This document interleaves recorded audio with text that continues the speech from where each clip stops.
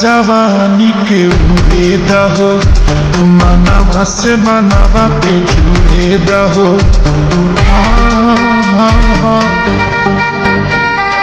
छीटा जवानी के उड़े दहो मनवा से मनवा के जुड़े दहो आज सुत जगरिया तान की टूट जाए राजा जी, टूट जाए राजा जी पलंग सागवान का, टूट जाए राजा जी पलंग सागवान का।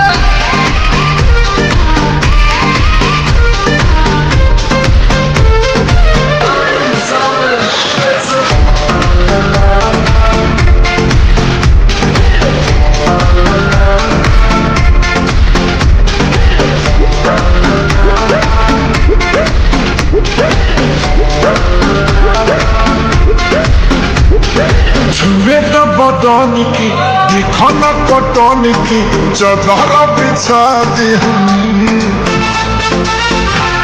पलंग जीवन बिछाती होनी, पलंग पर झुलुआ झुलाती होनी।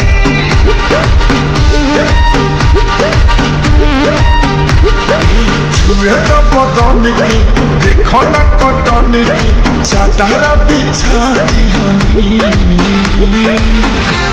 पलंग जीवन बिछाती होनी, पलंग पर झुलुआ झुलाती होनी। यार पति बिटिया बखान के टूट जाए राजा जी, टूट जाए राजा जी पलंग सागवान का, टूट जाए राजा जी पलंग सागवान का।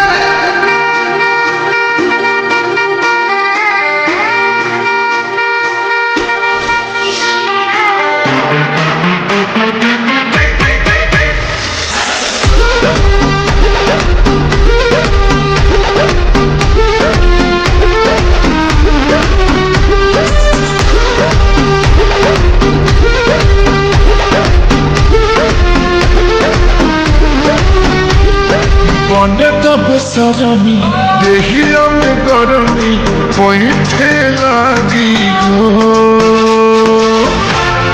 अमरिया लागी हो, नस नस लागी हो।